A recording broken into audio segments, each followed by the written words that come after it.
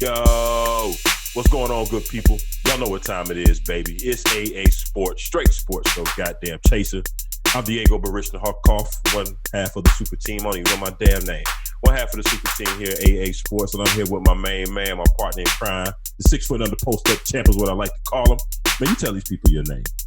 What's good people? It's your boy Uncle Hate, the other A and AA Sports, broadcasting live here on a Wednesday, continuing our division breakdowns. What's good, homie? Everything is good. Everything is good. Hump day. This is episode 183.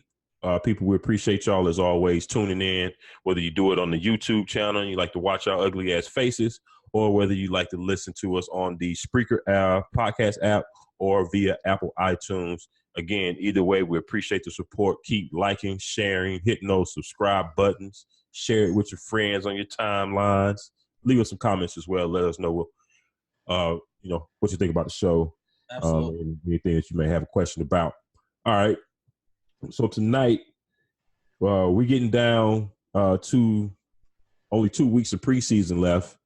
And we didn't realize that we still had about 6 divisions to go. So we gonna 4 divisions left. So we're gonna do 2 tonight instead of trying to do 2 shows in 1 week. Yes. So we're doing the AFC North tonight and the AFC West. This will wrap up the AFC conference, and then next week we'll save the best for last, our respective division. My man's Carolina Panthers in the NFC South. My San Francisco 49ers and the NFC West will be next week. And then after that, it's time to pick some games for week 1, and we got fucking football, people. We are not finishing with a tie this year. Trust that. Yeah, our pick'em league was our head-to-head was crazy. Yeah, but I think we did end the tie last year. Yeah. To me, I mean, there's no moral victories, but I was down about 15 games, so I'll take the tie. Yeah, you hawked me down. I got on that fuckery, probably after Thanksgiving. Yeah, and you had a nice lead, so you had that cushion for a minute, but it only take a couple of weeks in this crazy-ass league for shit to go left. Plus, I pulled some college football shit. You lose early in the season. You got time to bounce back. So, yeah, I got in the hole early, but it's all good. All good. That's always competitive. All right, we're going to skip something like the news this week just because we got a lot to cover. Again, 2 divisions tonight. So, we're jumping right on into this AFC North. No news this week, so let's get to work. AFC North. Last year, the Baltimore Ravens won this division at 10-6. And the surprising point of that is it was not Joe Flacco at quarterback down the stretch for them. They made a change at quarterback and won the division. 6-2 at home, 4-4 on the road. But Lamar Jackson and the Baltimore Ravens got it done last year. Let's jump right into them. You know the main question. Does Lamar get better this year to keep this team going? Because clearly they had the number 1 ranked defense last year. Only gave up 18 points a game. In today's NFL, where you pretty much can fall out the bed and get 2 touchdowns, to only give up 17, 18, that's solid. But it falls back on the quarterback. What are you expecting from Lamar this year? More of the same, based on what John Harbaugh has kind of said from the start of these offseason plans. Everybody's thinking, okay, they should probably dial Lamar back in the running game just a little bit. And John Harbaugh was like, nah, we're probably going to run him even more. They ran 147 times last year. You giving them 250 this year? Easy. Damn, that's running back numbers. What did he? How many games he played last year? 9, 8? Well, I think he played 16, but he didn't start. But what, 8 or 9? Yeah, I guess I'm That's thinking about running the back same. numbers. 250. Shit. They had nothing in the passing game, so they had to move the ball some kind of way, and he was doing a hell of a lot of it. Um, He started 8 or 9 games, dog. He only had 1,200 yards throwing. That's it. right. Yeah, like you said, 8-9 games, and he only completed 99 balls.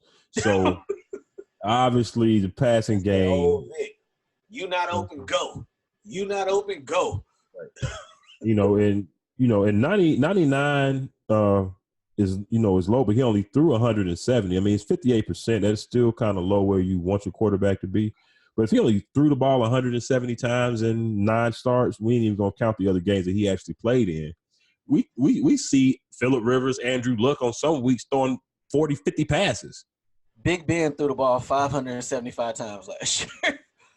So no, I definitely think that they got to try to do more. They added a few, I know speed stretch guys. What's the kid that they drafted? Hollywood. Hollywood, Antonio Brown brother out of Oklahoma. So he'll be streaking down the field, but is Lamar gonna let the play develop to the point where he can get it to him? I think Mark is going to help in the run game. Their offensive line was 11th. They weren't trash. So he got to just stay back there and let them plays develop. Right. I think Mark Ingram's going to help them in the run game. You talk about them being first in defense last year, switching to that side of the ball. Some big subtractions. I mean, Terrell Suggs, he was getting a little long in the tooth, but the leadership and what he bring upstairs to that defensive room is going to be missed. Eric Weddle, another solid player for them. And CJ Mosley, the Jets forgot what market value was and gave him a shitload of cash. $5 million for a middle linebacker. So now with the Eric, got fired. I would say with Eric Weddle being gone, you getting the same or even more really with Earl Thomas coming in to take over that position. So I don't think you lose there. I actually think you gain because Earl Thomas. Eric Wood, a solid player, but he's not the ball hawk Earl Thomas is. Yeah. John Brown's gone. Michael Crabtree's gone. If you're a wide receiver and you're looking to catch 50-plus balls, I don't think it's going to happen in Baltimore. Willie Snead's there. So you got him and Hollywood, and that's about it. I can't think of anybody else. The tight ends will probably eat because they're going to be safety valves. But your old cat, what's his name? Greg Roman. He's there. Is he with Atlanta or is he there? I can't. Am I off? I think he's not in Atlanta. I don't think. Yeah, he's in Baltimore, I believe. Okay. So, and Greg Roman was the offensive coordinator when Cap cut this league up, Colin Kaepernick. So, they're gonna do what they do with him. They're gonna do what they can. The chips are in the middle of the table. Flacco's gone. RG3 is not the savior. So they're going to ride this thing out. They went 10-6 last year, but I don't believe he's going to sneak up on anybody this year. If I'm not mistaken, San Diego showed them that in the playoffs last year. They're going to leave a linebacker to sit there and shadow him. So in case he takes off, he need to learn to slide. I think that's what Aaron Rodgers told him after the preseason game last week. You need to slide more. That's exactly what he told him. I'm pulling up depth chart now because I refuse to go another week and not know all these names. Been slipping during these conference previews, people. I ain't gonna front. But I'm looking at this wide receiver depth chart, and he's definitely gonna have to run a lot because with what he needs to develop in the passing game isn't gonna help when Chris Moore, Jaleel Scott, Hollywood Brown, Willie Snead, Seth Roberts. Stop me when you know somebody. Seth Roberts was with the Raiders. I believe Chris Moore was somewhere, but they pretty much bums. Michael Floyd, the drunk Michael Floyd. Those are the San Diego. Those are the receivers. No, not the skinny cat. That's Malcolm Floyd. Floyd. Michael Floyd, kept getting the DUIs. Was with Arizona. That dude. Yeah. Wow, he's on that team. Yeah. Wow. I think that's the same one. Yeah, that's his drunk ass. Wow. So that's your receivers in Baltimore. So yeah, don't expect a whole lot of passing out of this team. But that's it. They won't eat a lot, but they'll eat. You know, you remember when Vic was in Atlanta, Algie Crumpler became a star. You know, probably wouldn't have did anywhere else. Yeah, but Vic still had some serviceable dudes. I mean, Roddy White couldn't catch for Vic, remember? Roddy White couldn't catch, but before that, we looking at what Peerless Price. He was all right. He wasn't worth the money that they paid him. Worth the money. You know what I'm saying? He was another cat that Atlanta tried to make a number one who was really better suited as a two. Mm-hmm. And who else they have? Michael Jenkins, you know, so not bad cats, but yeah, not world blowers by any stretch of the imagination. Who the hell is they tight end? Nick Boyle. Okay. They got him. You're probably thinking about Hayden Hurst. And right now he's third on the depth chart. It's another dude who's there too. You know, Mark Andrews. Ozzie Newsome liked to draft tight ends, but nevertheless, I don't want to stay on them too long. We'll decide on what they're gonna do in a little bit. Let's talk about the Pittsburgh Steelers.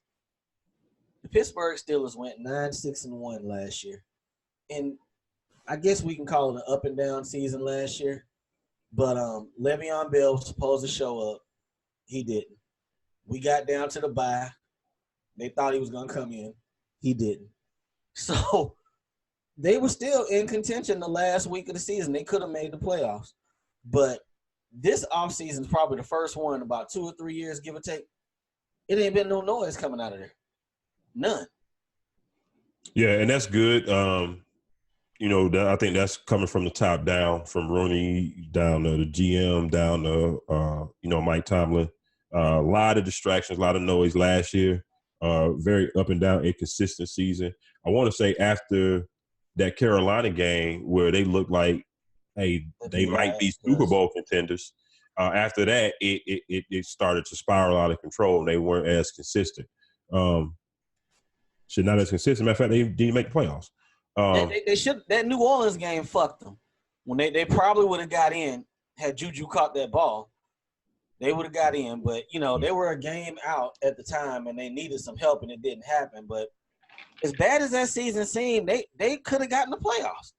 But with everything going on right now, and how quiet it is coming out of there, I'm starting to get a feeling of optimism about this team that I did not have at the start of the summer. I can see that. Because Ben is still a sucker. He's still a sucker, but I'm feeling optimism. I mean, if you want to look at that as not being an extra distraction to help them suck even more, yeah. But I'm still looking at some unproven stuff, especially on offense. And Le'Veon's gone. You kind of replaced him with John Connor last year, but toward the end of the season, in the games that he didn't sit out because of injury, he had started to slow down a little bit. Yes. So he, it looked good coming out of the first half of the season, like Le'Veon who, but we started to see, especially there were some games, some critical games, a couple of games that they lost, where some passing down situations that he dropped a few passes or he didn't complete routes that we know more than likely Le'Veon would have, and it was some big plays that he ended up missing on. Connor did in some of those games, but I think he'll bounce back. He'll be fine. But the Pittsburgh Steelers, they could still win this division. Let's start that way. What concerns you? Well, I want to know what's going to happen when Juju start getting all the covers rolled to him, and somebody else got to step up, and how is he going to respond to that? So, and people to say this, what happened with AB? That kind of goes in line with what the Steelers do. They're number one. They tend to move off them number ones when it's time because, we talked about it last night, if I'm not mistaken. The underlying thing with this whole AB thing is his money wasn't guaranteed, if I'm not mistaken, this year or next year. He kind of wanted that bread, but they move off of their number ones. So we're going to definitely see with Juju, he's one now. He caught about what did he catch last year? He caught 111 balls. He was getting single coverage. AB was getting double. Now you're getting that double. So we definitely gonna see. But this is what they do. But what concerns you with this team?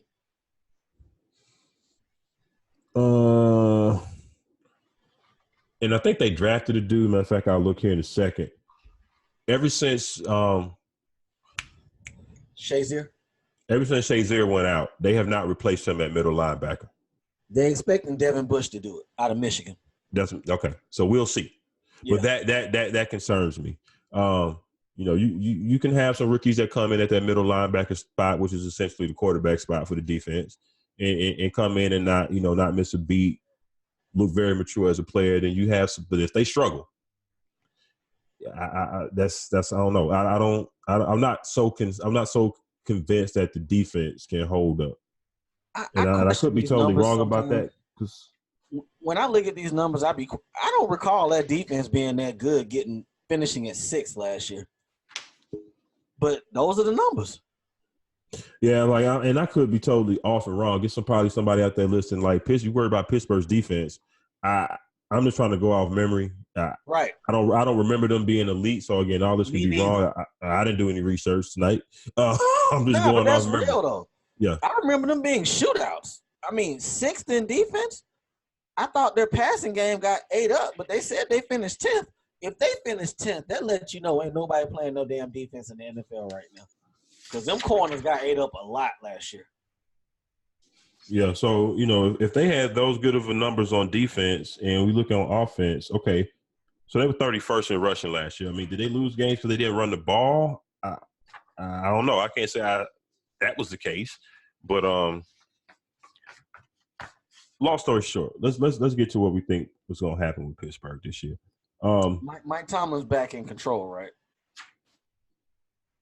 Yeah, like I said, you got your loud mouth, or your look at me guy, if you want to say that. You got him out. They gone. There's no more Le'Veon Bell talk, so you don't have to have your players answering media questions week after week about, is he coming back? Have you talked to him? What you think? You don't have to go through that the first part of the season. So they can just get back to playing football, and we gonna see what Ben made of this year, because he gonna have to carry. He's gonna have to carry the offense, and there's nobody else to blame. You go on that damn radio show. Make sure you be the first. You throw yourself under the bus first. I heard he's not doing that this year. Okay, no, that's probably smart. That's probably smart. But he's one of them cats. Wait till he retire.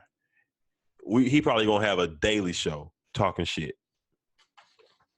Well, as long as they beat that team out in San Francisco this year, I'm good. Not happening. Let's keep it moving. You want to talk about these loud mouths? We talk about loud and people talking in camp. The Cleveland Browns. I mean, for a team that went 7-8-1, and I heard somebody talking about it today. I didn't even realize it, and I guess I should have pulled it up. The 7 wins that they had, they weren't good wins. They weren't necessarily good teams. I think that was Colin. He ate that shit up. Was it Colin? Okay. Yeah. He ate that shit up. And trust me, I'm not. I don't think he. I know that fact. I know he's. You're not a Colin Cowherd stand boy or fan either. Nope. You know what I'm saying? But he, from time to time, a broken clock is right twice a day. Yeah. So every now and then he be on point. Yeah. But the shit with him and Baker is just funny to watch them go back and forth. But again, for a 7-8-1 team, all of the talk that's coming out of that team over the offseason, they better win. Is this that Jacksonville shit where they win Jacksonville used to win the offseason every year? This might be a little worse, because typically even after Jacksonville's won the offseason, whatever, and you got some brash players on defense out there, you may hear some things from them from time to time. Out to Jalen. You don't ever hear the coach talking shit. I want Freddie Kitchens to shut the fuck up. It's like, dude, you have never even coached a game at any level before, from what I understand, at least from high school, college, and pro. Up until last year. Well, he wasn't even a coordinator. He just got jumped to head coach, didn't he? It was so much going on in Cleveland. I don't believe. I think somebody got fired, and then that elevated him. Todd Haley. He was the OC. He got jumped to head coach. There you go. That's right, because Haley got fired first, then Hugh, and then Kitchens just kind of walked into the spot. So he has a lot to learn about not only coaching, but how to tell his team sometime to shut the fuck up and what not to do. So this season it could go good for them, but it could get derailed and go absolutely south. Did we break their schedule down? Because I feel like I want to now. No, we haven't broken any. Many people's schedules, but I want to look at their schedule because this shit could really. They gotta win. As much as they're talking, they got to win. I mean, you got Baker talking shit about other quarterbacks, and then want to talk about he was taken out of context. Sucker shit. There's, there are times I agree. Yeah, I think some things get taken out of context by the media because they need clicks, they need to write stories. That's their job. Yada yada yada. But homeboy, nobody even asked you to comment on Daniel Jones. You went out of your way to do that, and you said what you said. You know what I'm saying? So, I just think that's whack. And like you said, we got Freddie Kitchens talking. Odell Beckham won't shut the fuck up about the Giants. Because you're in a better situation. You went on TV last year. Lil Wayne talking about how you want the ball. Baker Mayfield's gonna get you the ball. Eli, I don't think he would have got you the ball. Let it go. And that shit he said talking about, they sent me there to die, dog. I'm like, how? Because in Cleveland, but to die, come on, fam. And two, I want to, if I'm not mistaken, he got traded there like after free agency and everything, right? Mm-hmm. So they had already signed all these good ass players. They were already looking like they were already looking like a better team. Yeah. So he was just the cherry on the top to some shit that already had been built. So, no, dog, it wasn't like this was the Browns of 2 years ago. Then I could see that comment. But, no, they was already building up to winning before you was even traded there. So, no, I'm not buying that. Now, is he trying to self-motivate himself to some degree? Probably. But that statement there was just kind of blasphemous to me. I would feel better if he had not come out and said, I don't want to talk about the Giants no more like 3-4 weeks ago. Because you sound like that girlfriend who got dumped, who can't let it go. Boyfriend as well. Could be a boyfriend, girlfriend, who can't let the shit go. Dog, you're good. Right. Because I gave him a – no, go ahead. I'm sorry. You got your money. And in the words of the homie Andrew Bynum, last time I checked, it's a bank in every city. You got your money. Yeah. You're going to win. Giants might win, what, 5 games? 6 at the most? You're winning. Shut the fuck up. Quit talking about them. Stop it. It's over. Yeah. Move on. You had to, it snows in New York. So I was about to say, you got to deal with that cold. You're used to it. Yeah. You're used to it. It probably ain't no nightlife there. But, Bron can put you on to some shit. Talk to him. Go holler at Tristan. Yeah. He got the hose. He knows. But that. Okay, let's get back to it. We getting off track.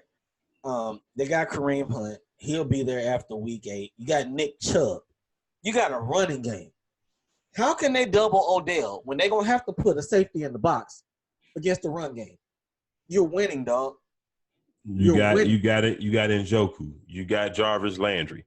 Antonio Callaway will be back after 2 or 4 games? Somewhere around there.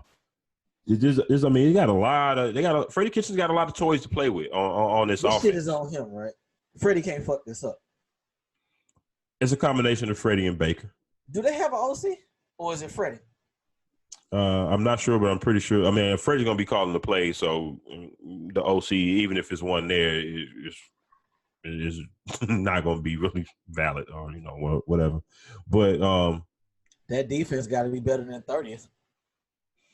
They got to do better than last year. They do. I think Myles Garrett's still going to continue to bring pressure.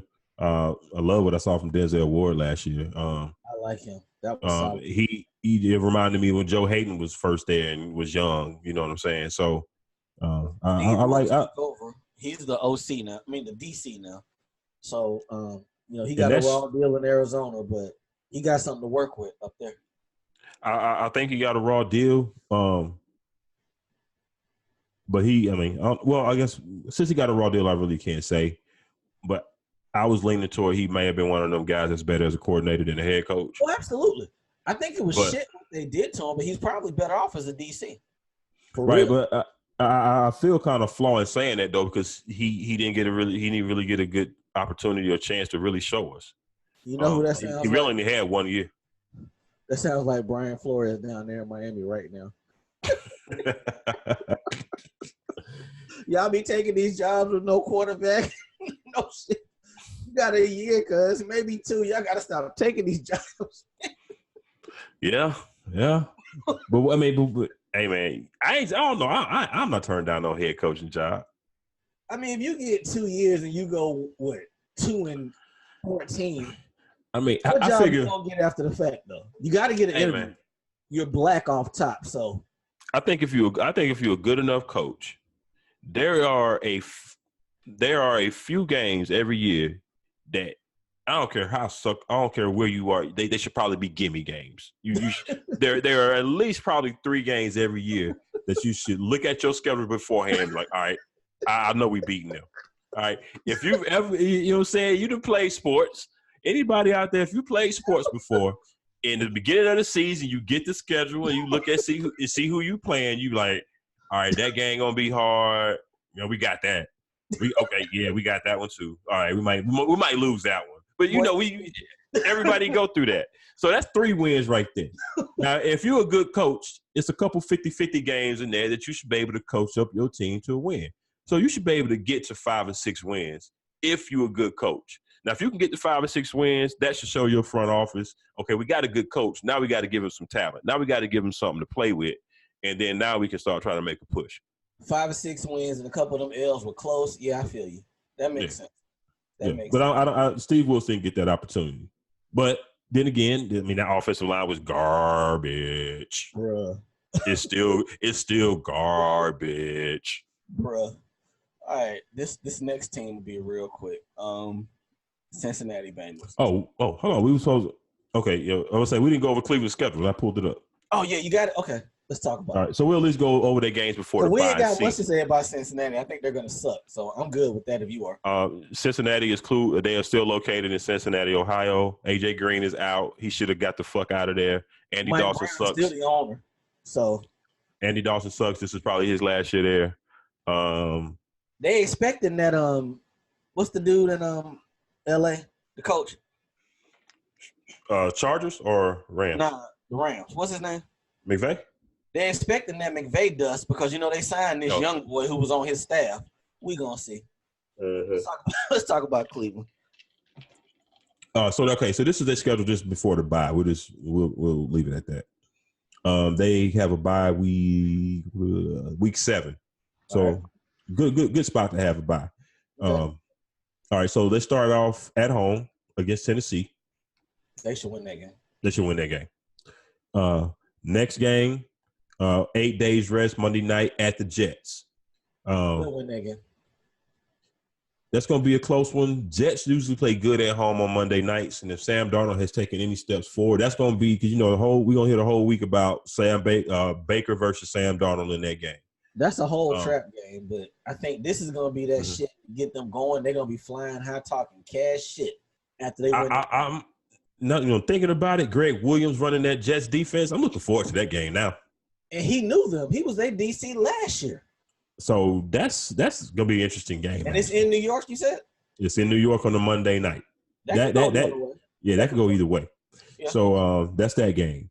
They follow that game up at our game at home.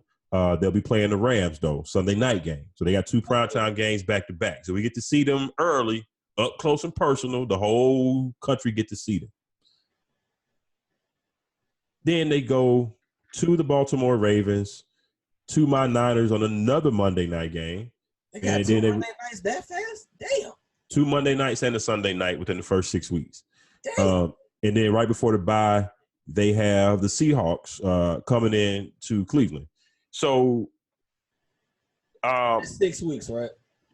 That's the first 6 weeks. If they go 4-2, they're gonna talk a whole lot of shit. But if they go 4-2, it surprised me 3-3. Yeah, 3-3 is probably what I'm thinking. If it dips to 2-4 though, we're gonna find out. Hey, We'll see how much talking coming out of them then. Let Odell not catch them balls. Okay. And then and coming out of the bye, it really don't get no better because then you gotta go to New England right out the bye. I mean, they got 2 weeks to get prepared. Brady's still gonna bust their ass. Yeah. And then then they round out the season. If they go up there and beat New England, Jesus, that hype train. Woo. Yeah. Then they finish off the back half of the season after the New England game. Then they go to Denver.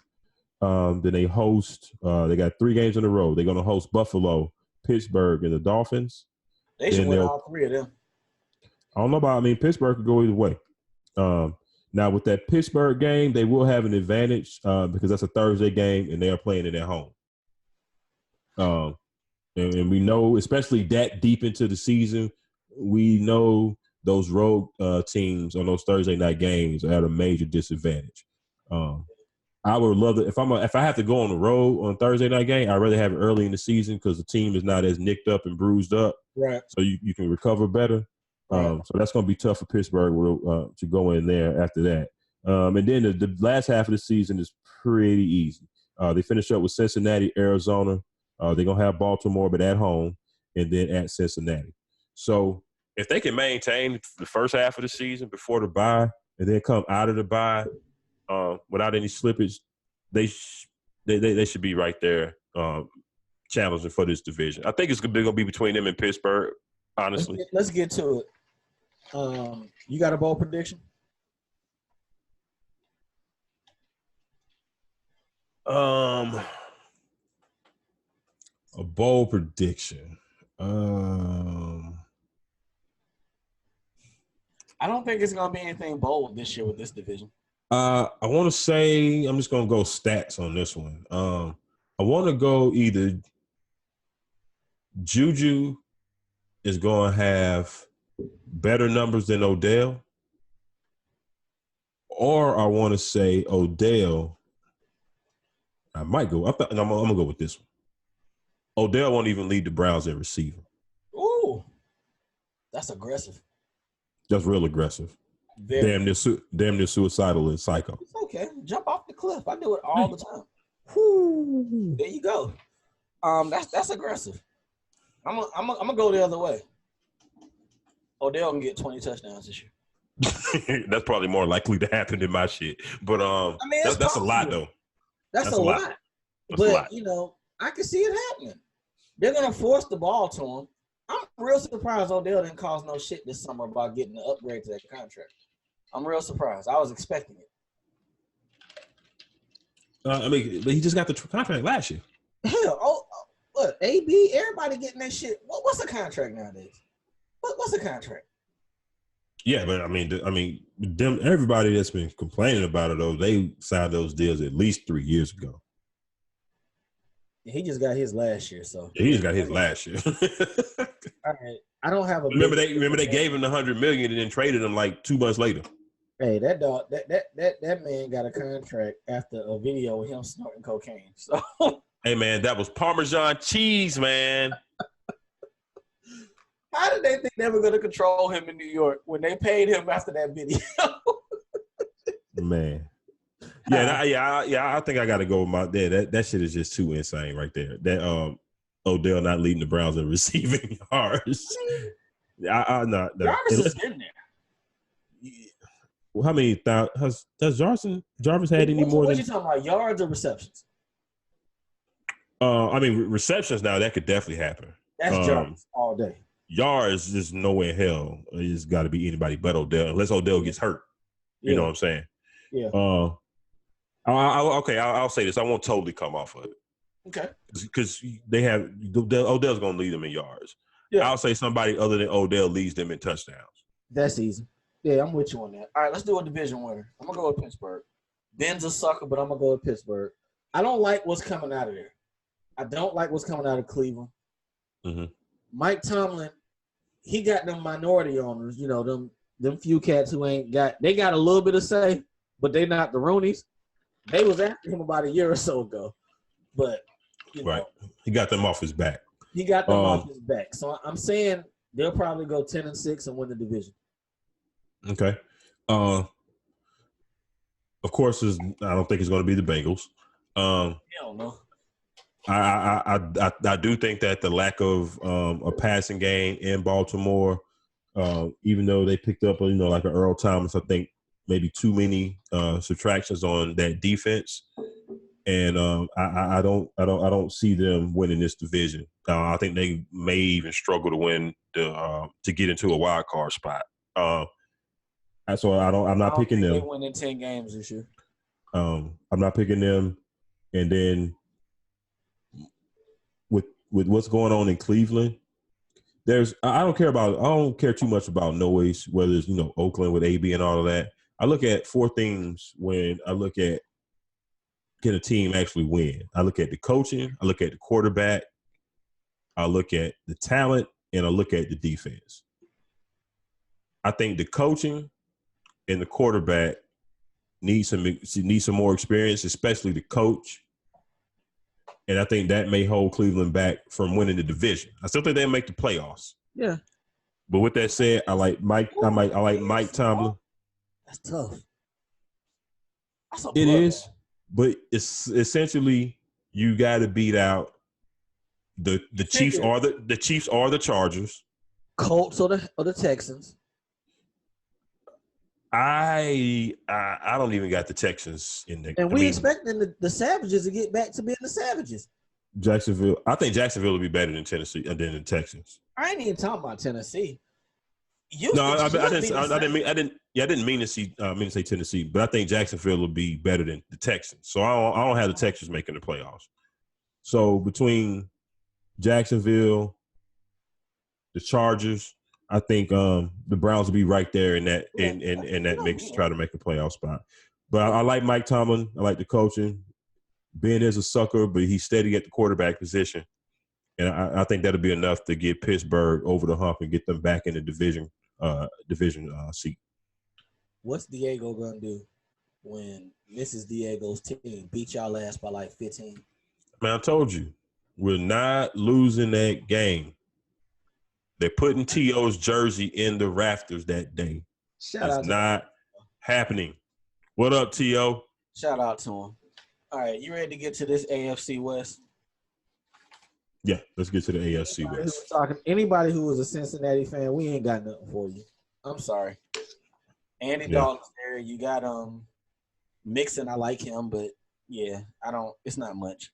Oh, you know what? I will say this about Cincinnati real quick, and I almost forgot. Prayers and condolences to the family of Cedric Benson. Died over the weekend, or sometime earlier this week in a motorcycle crash. Only 36 years old. I don't have the numbers in front of me right now, obviously, but I'm pretty sure he's in the top echelon of Cincinnati Bengal running backs to come through there. So very, very, very sad and tragic.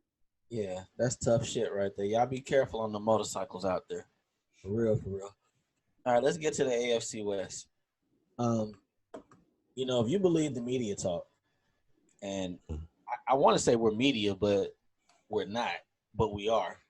The media talk will have you believing that Kansas City is like going to win this division like every year going forward. From now for the next 10, 12 years. You got to play the games. You got to play them. So last year the Chiefs won that division at 12-4, and that seems really dope. Only problem is the Chargers had the same record at 12-4. Right.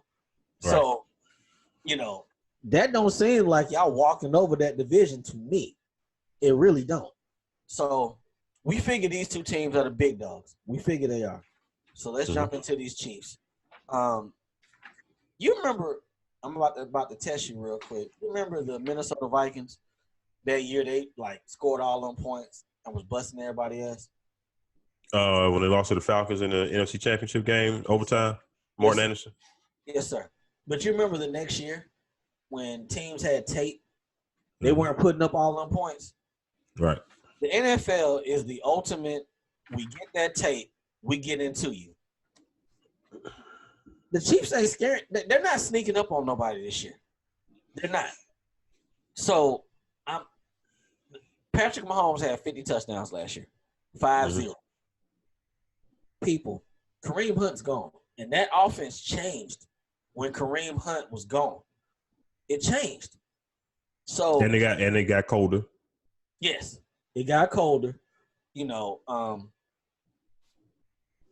I think they're going to be solid this year, but I'm not convinced that it's going to be a cakewalk like it was. Them left-handed shovel passes, that no-look shit, that ain't working this year. I don't believe it. I definitely don't think it's going to be a cakewalk, but it's one thing to get tape and shut down gimmick offenses. I don't see this offense as a gimmick offense. We know Andy Reid can always call plays and get people in the spots. What happened in the playoffs last year when New England took away Hill? And I'm going to get to that because I think they have added even more speed by getting a Mecole Hardman. Yeah. Moving on from Chris Conley, I think it was. They let him go. So, you got best tight end in the game, arguably with Travis Kelce. You got Tyreek Hill. You have Sammy Watkins on the other side, which another year removed from injury. I don't think we should sleep on Sammy Watkins because he still demand respect with that speed that he get. Now he got to stay on the field. 13 games for Sammy Watkins. Yep, probably under, but probably under. But they got a lot of weapons. They picked up Carlos Hyde. Yeah. So that's a power runner that maybe that they didn't have last year. Yeah. I like that. They also picked up the Honey Badger. Clark. Oh yeah, Frank Clark. That's the pass rusher. I mentioned a couple weeks ago. I like what they did getting Morris Claiborne. He's gonna have to sit out four games.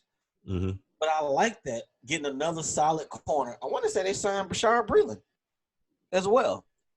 So I did see that a couple weeks ago. They got veterans. Shit got to get better. Where is it? They finished 31st in defense. That's unacceptable.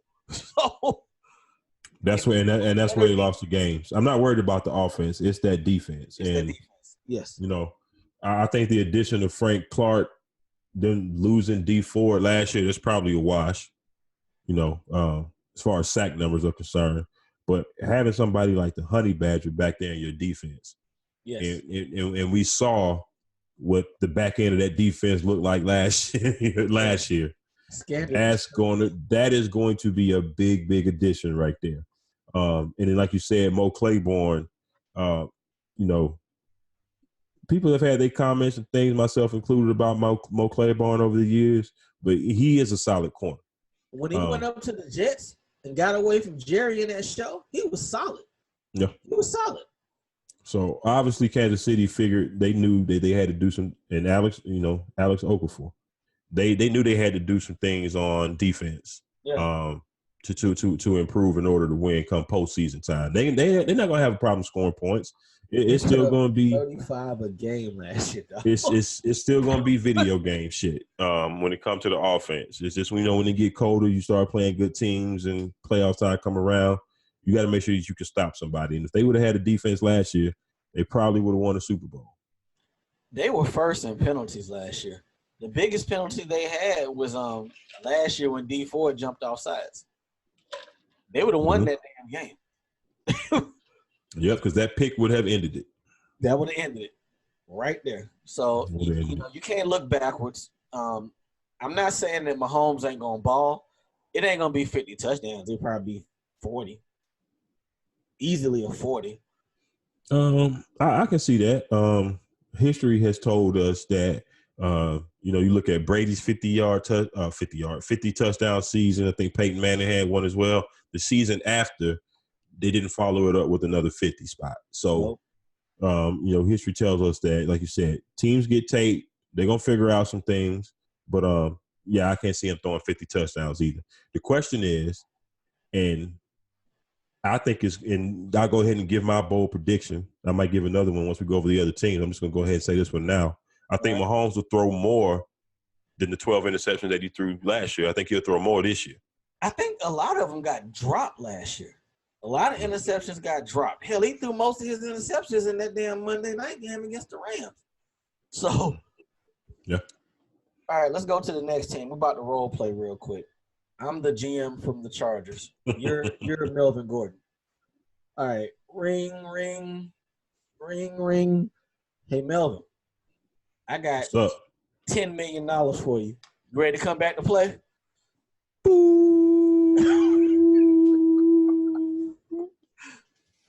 This shit don't seem to be getting no better, dog.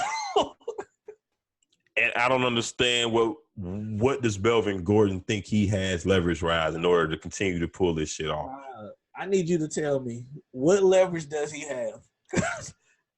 I don't get it. I'm lost. Dude, you got 2 years left, and you've been kind of banged up. You're under 4 yards of carry for, you know what I'm saying, the whole year last year.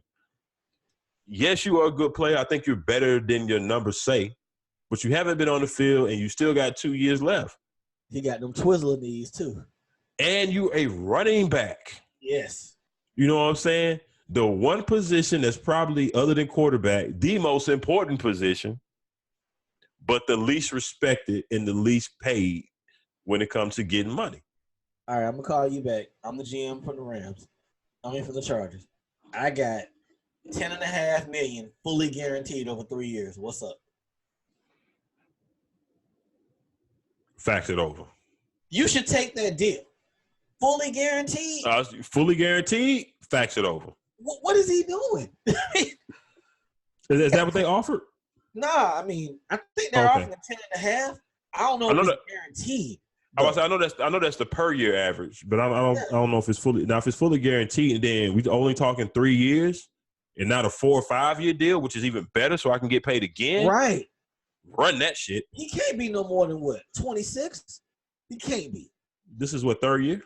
Yeah. I know he went to Wisconsin for a few years. He can't be no more than 26. You can hit them in the head again at 29. I'd be surprised if he's 25. Shit. But yeah, I saw on ESPN. He said he's waiting on the call. Dog, you're not getting Todd Gurley money. That's not happening. So. Right. Everybody trying to set the market back from the Todd Gurley deal. Zeke ain't even got paid yet. I mean, they got other factors in Dallas that's preventing that. But, yeah, I don't see – I see where the team coming from, but at the same time, we talk about market value. We're talking about Amari Cooper should be getting top 5 money. Nobody's really batting an eye at that. You know, I think Melvin Gordon could be in that next young class of, you know what I'm saying, of elite running backs. And, you know, in a couple of years, 13 or whatever may look crazy now, but in a couple of years, I think that'll be right in line with what's going on. He caught 50 balls last year for 4 touchdowns. Okay, and you were right. He's 26. I kind of see what he's saying in regards to that Lev talk, because them Lev numbers right there. But Lev carried the ball more than 175 times, but I don't believe he's going to get $13 million. I don't believe it. And you heard me, he is 26. He's 26? Okay, cool. Yeah, he turned 26 in April. Okay. I think these GMs and these, you know, some of these owners meetings or whatever, GMs and owners, I think unless you elite, I think they're trying to get off this big running back money. It's going to be interesting when Saquon hit them for 15. They're going to get him 15. Then the problem exists again. So, right now they're free because they ain't, you ain't got to pay. Well, I'm at the end of the day, Zeke's going to get 14, I think. Zeke's going to get his money. But after Zeke, is there another young running back set to get paid? Saquon? I can't think of anybody. Gordon's not in their category to me. He's solid, but he's not. That's why I say if you give him 12 or 13, now it may look a little crazy, but in a couple of years, when Zeke gets his new deal, when Saquon get a deal, and I want to say David Johnson, as a matter of fact, is up for another deal soon because he took a short deal. Short term. Yeah, he took a short term. So that's like what you were saying last week, I think, when you were talking about Kirk Cousins. That deal seemed crazy as hell at the time. 28 ain't shit now. Yeah. Exactly. So let's get to the meat and potatoes of this. Phillip Rivers is on the last year of his deal. He's playing it out. If they giving quarterbacks $35 Phillip Rivers probably gonna hit them in the head for 3 years, fully guaranteed, somewhere around there. Yeah, what is he? How old you say he is? 37, 38? He was in the same draft as Eli and Ben. Yeah. Ben just got paid. Yeah. He gonna get his bread. And he need it because you keep having kids. Real question. Huh? What's up? I'm looking at the offense. I'm looking at the defense. But they went into New England and got their ass kicked last year. How much faith do we legit have in these Chargers? You know, I think, if I'm not mistaken, I never really got on board last year because I was always expecting the Chargers jinx that usually kicks in every year to kick in. Yeah. You know, and they stayed healthy last year for the first time in forever. And what do we have already? A main player, Derwin James, out for 3-4 months. Hurt his ankle. They say it's not serious, but that's still an ankle. You got Melvin Gordon out of camp. Yeah. It's gonna be tough, man. It's gonna be tough if they have to keep if they start back to the old Charger way of piling up injuries, then Kansas City will walk away with this division. Yeah, and I believe it's between the two of them. I think it's a 2-man race. I think it's a 2-man race. All right. Let's jump to the Denver Broncos. Case Keenum was a quarterback last year. They went to Joe Flacco.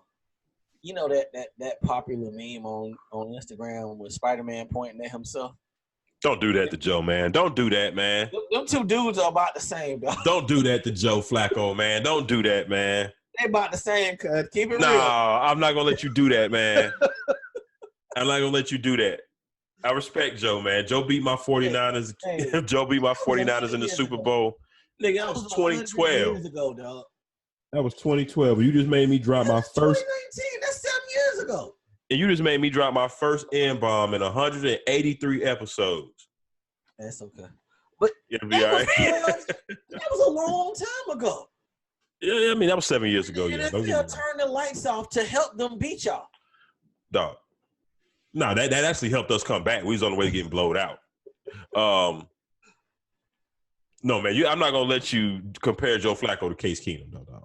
Come on, man. Case Keenum. Year, dog. Take that. Take when Ed Reed and Ray Lewis walked out the door. Okay. Were they good? I mean, I get it. He wasn't probably never was in the elite class.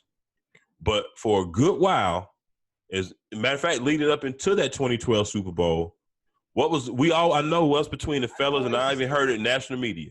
We always had the chat or the conversation about him and Matt Ryan, who was better. And it was always kind of half and half. They was about even.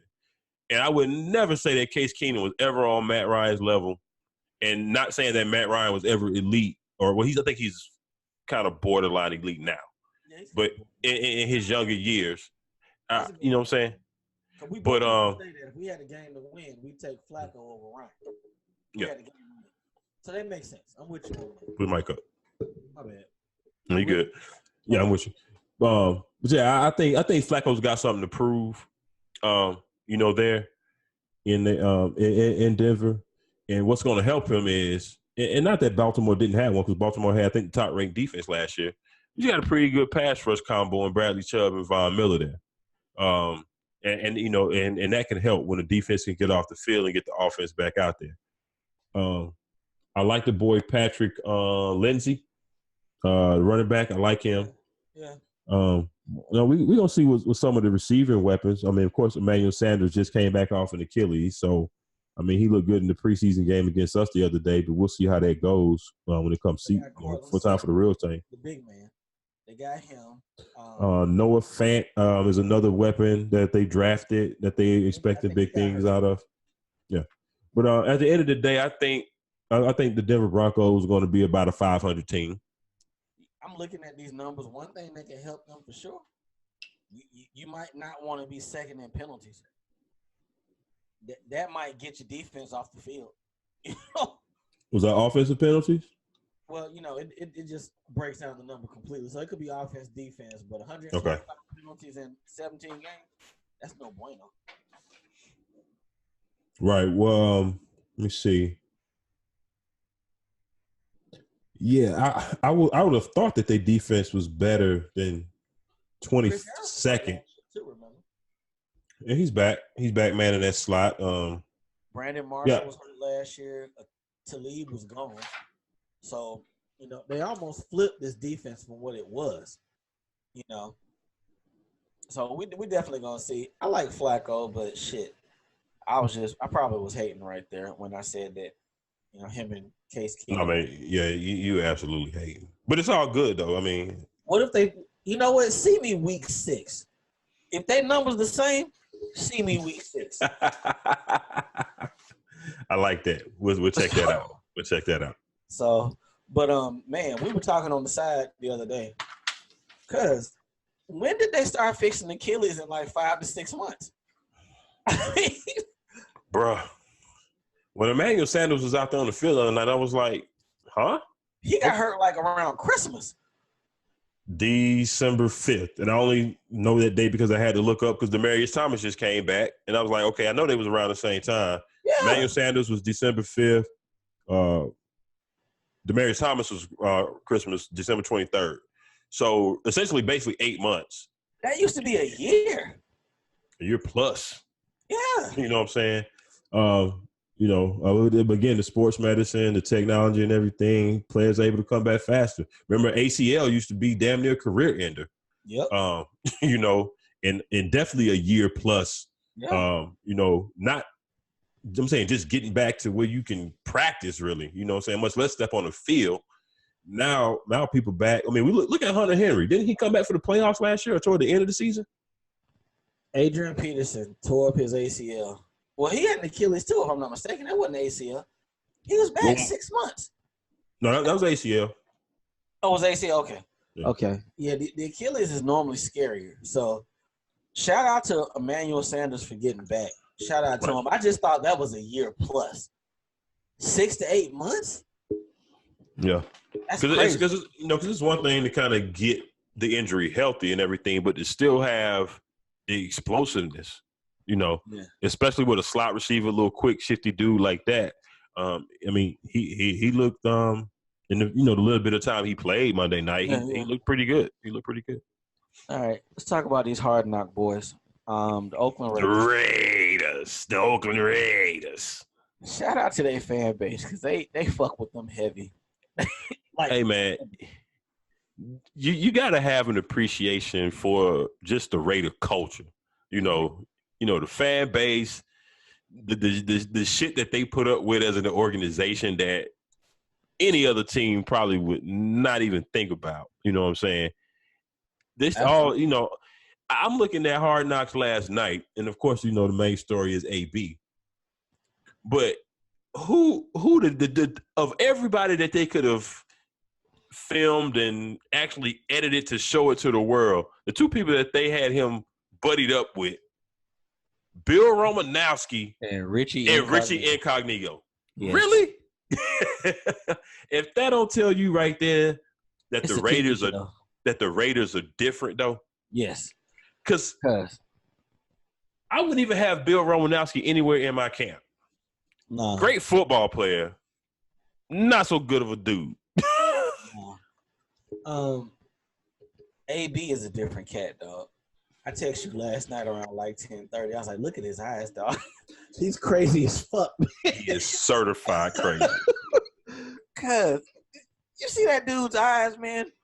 And my personal favorite, when dudes talk in third person, I love that shit. Ain't it always receivers? The last one I can remember was my boy Michael Crabtree. What up, Crab? I love it. Hey, when you talk about yourself and you are yourself, I love that shit. But you mentioned his eyes. I'm looking at him. Every time the camera on, he talking all nice and slow, like he innocent. Like when these cameras ain't off, he ain't out here keep kicking up dust. Wild animal. Like, dude, you throw chairs and furniture off high-rise balconies.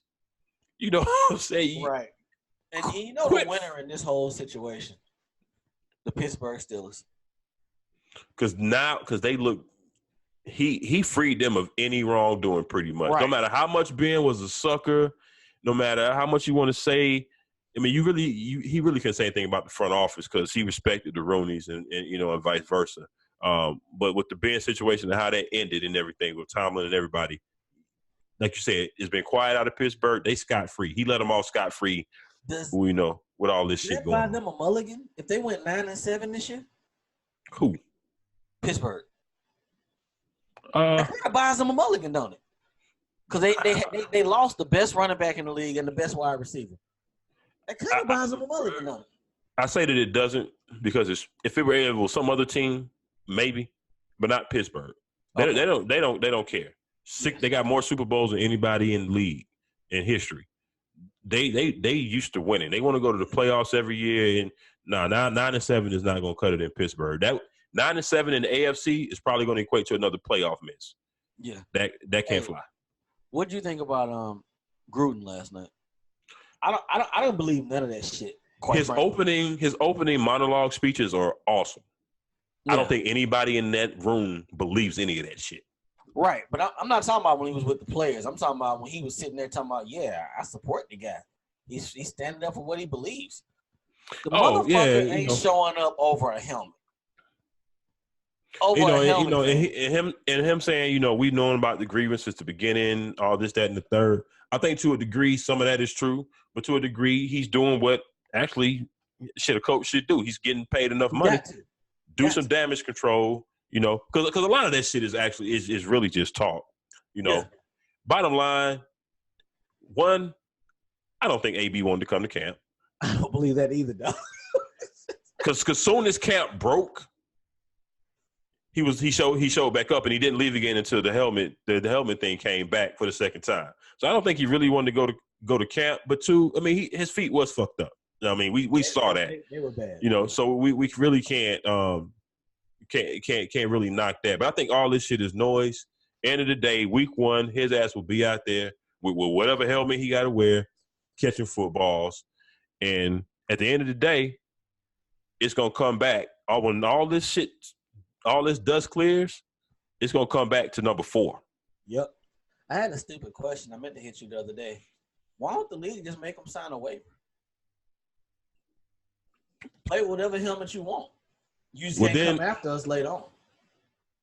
I'm about to say, if you do it for him, then you got to do it for everybody. I make them all sign a waiver. Shit, you can't come after me with them concussions when you chose to play with this old ass helmet. Yeah, I mean, but it's still, I guess it still kind of looked bad because of the concussion thing and how much money they are having to pay out because of that lawsuit. Last question about the Raiders. Why haven't we seen Vontaze Burfict yet? I was thinking that this morning. It's like all this talk about AB, and by the way, well, I'm not gonna say that. I don't want to get that man drug tested. But I'm sorry, dog. He was loaded last night on that show when they were going over them analytics. Yes, gone. Them eyes got me. I was done. He looks crazy as hell. But I lost my train of thought just that quick. Oh, Burfict. Yeah, I was like, we haven't seen no. Seen him at all. This is third. This was the third one this past week, right? Mm-hmm.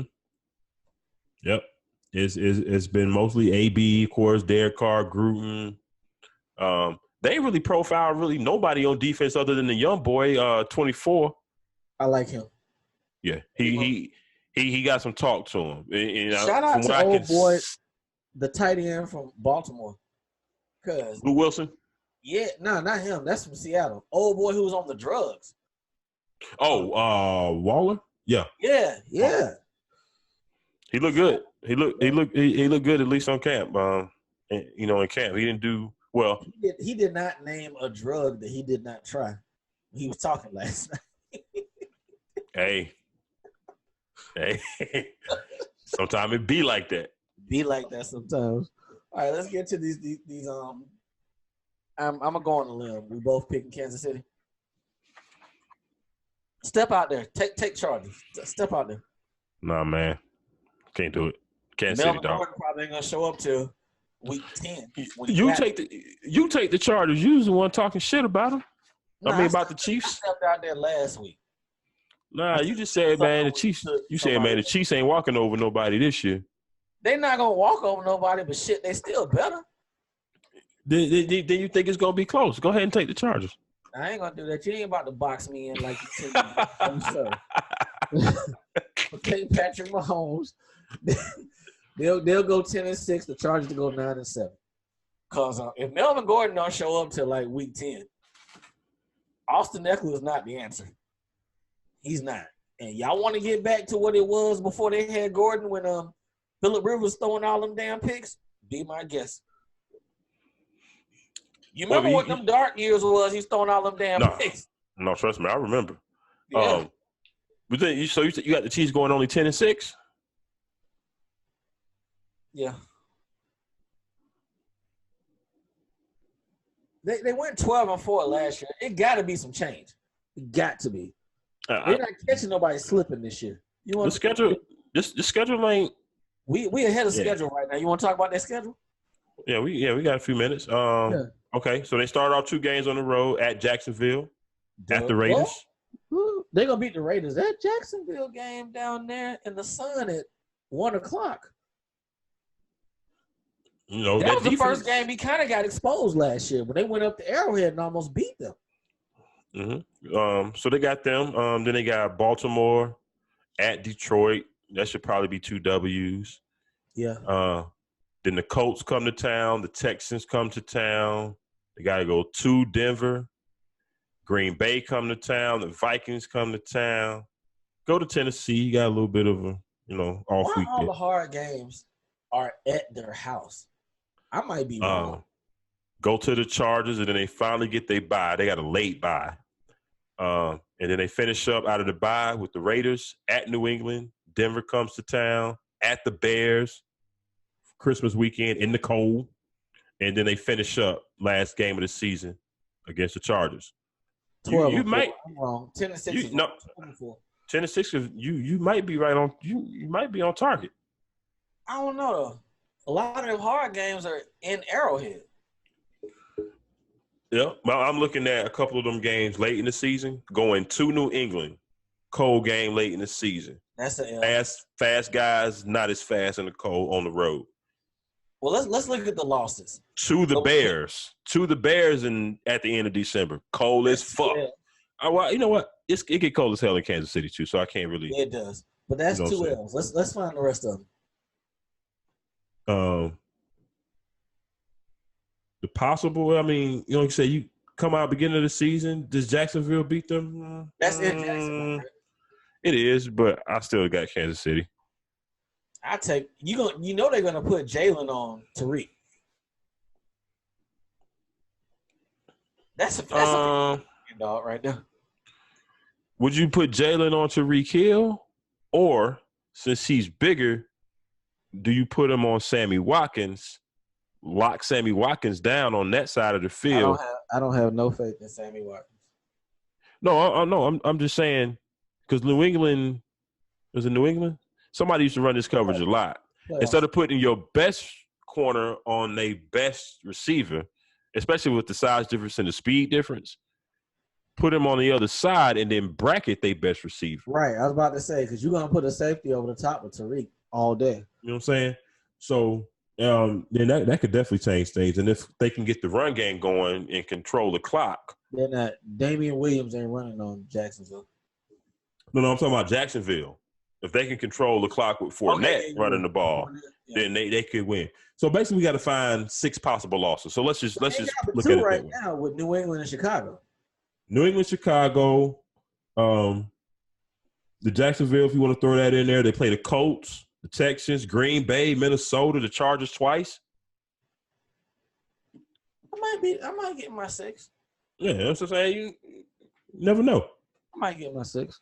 Especially if you don't think he's going to throw 50 touchdowns this year. If you know. I mean, that's not really saying a lot if I said he's going to get 40. Right. But like you said, if teams get tape and if everything comes back a step, I can see them going from 12-4 to 10-6. You know what I'm saying? We're really just talking about a 2-game difference. But what are we saying about San Diego? Well, L.A.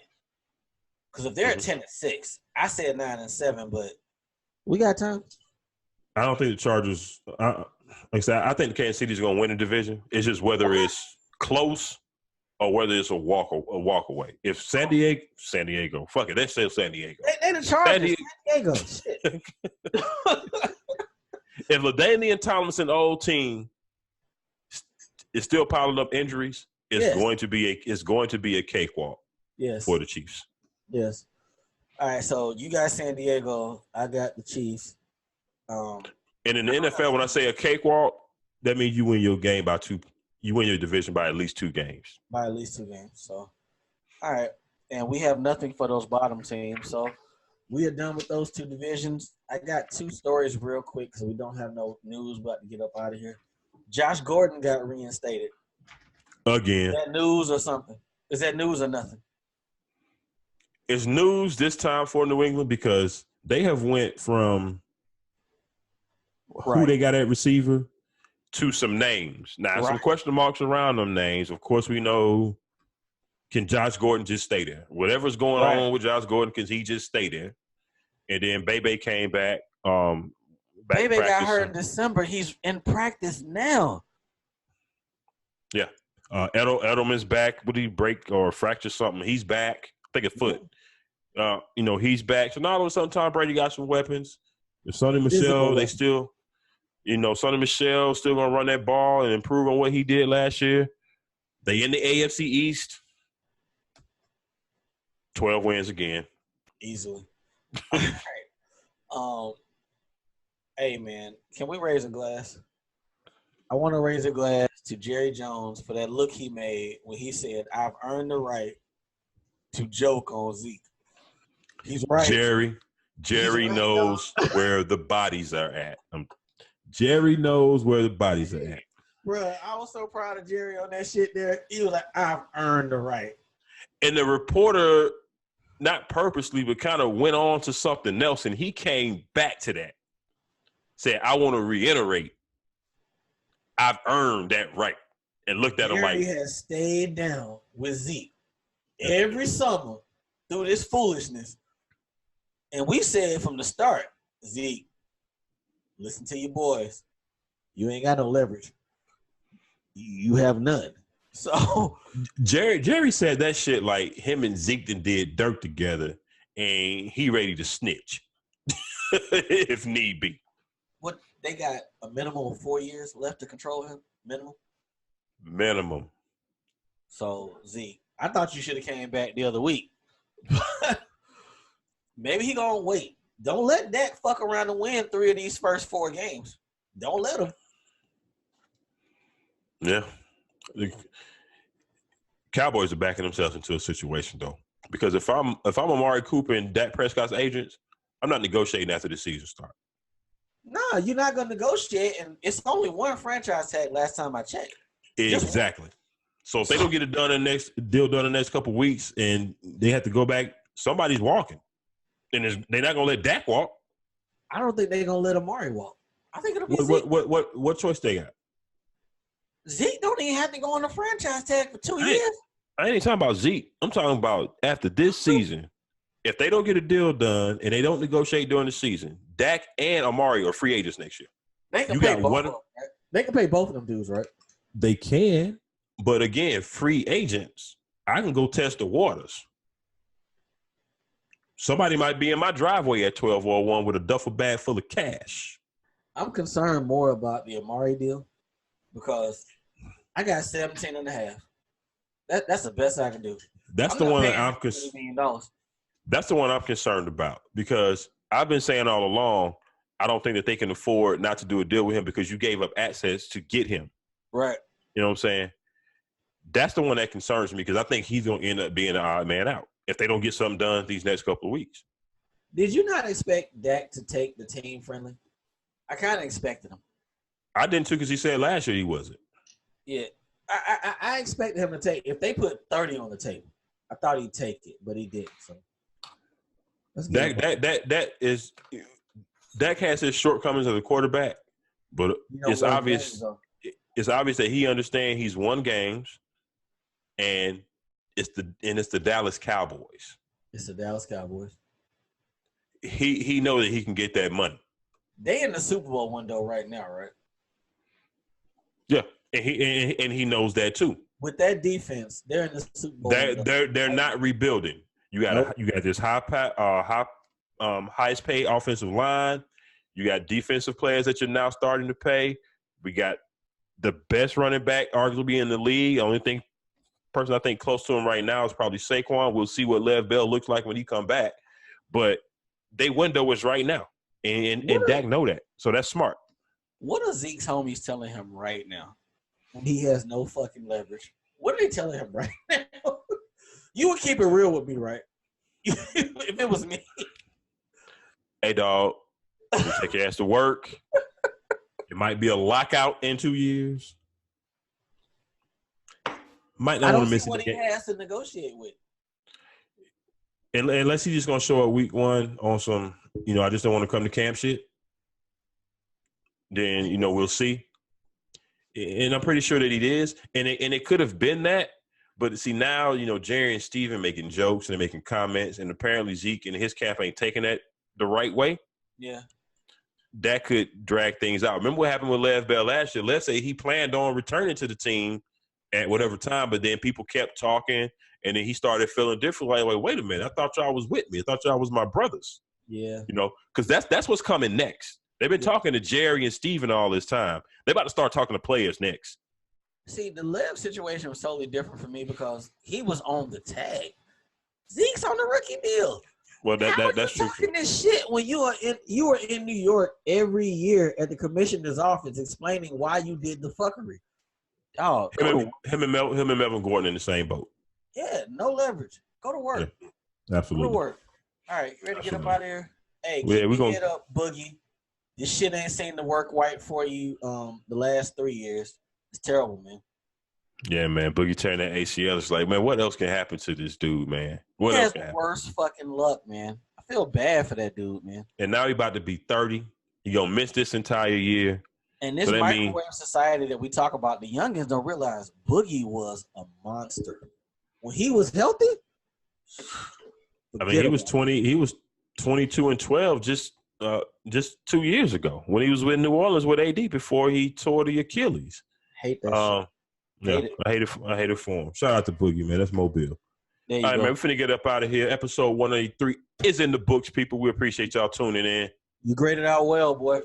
Hey, man. As always, you yourself. Likewise, AFC North, AFC West. The AFC Conference is complete, baby. Next week, we'll be back with the NFC South and the NFC West, our respective teams' divisions. So we're going to get into that before the season kicks off. Lord, please let Jimmy G play good this week. Please. This week is the week I'm concerned about. Yeah, I was a little disappointed last week, but there were some things that backup offensive line that was in other than Joe Staley. They won't be there, so there were some things there that could have went the other way. We got Kansas City. Oh. Okay. Got Kansas City this week. And then, after Jimmy being off all that time and coming back to have to face Bradley Chubb and Von Miller, probably not the most ideal situation. Yeah. Yeah, but he looked a little shook out there. So he got some time to correct that. So we'll see. Absolutely. Uncle Hey, tell these people where to reach you at on social media, baby. At ReK6000. Holla at me. I talk sports. All right, it's Diego Barish at Diego Barish at Twitter. I'm on Twitter at Diego Barish. That's where you can find me at. Person, it's the shit. Hey, don't forget to check out the AA Sportscast Facebook, Twitter, and IG pages. Episodes will be uploaded sometime between tomorrow and Friday on YouTube, Spreaker, and iTunes. So, again, y'all check us out, man. We love y'all. We appreciate y'all. AA Sports Fantasy League going. I guarantee you, Kane and Ice will not win that shit this year. So, you are doing the league? I'm doing it. Yeah, I'm getting it going. Okay. Gotcha. So, they're not going to win this year. All right. Well, Driscoll Ferrari won the first year, and Kane won last year. Kane won last year. Yeah. So, and Ice has had the best team regular season both of those years. Last 2 years. Hey, I know how that feels. I've had that happen too many times just to get to the playoffs. I told them boys today I'm going to win the league with a quarterback. Ouch. Let's go. On that note, shout out to the Urban Arena crew again. Kane and Ice Get With It Sports, Nicole Monique. Shout out to Team Boy TV, Big Q and JB over there. We see y'all, baby. We're going to holler at y'all. Y'all be easy. Have a good weekend. College football kicks off this weekend. University of Florida and Miami on Saturday, 7 o'clock Eastern Standard Time on ESPN. Check that out. We'll chop that up next week. For Uncle Hate, for your boy Diego Barishnikov, baby, we are AA Sports, straight sports, no damn chaser. Holler at y'all next week. Y'all be easy. Peace.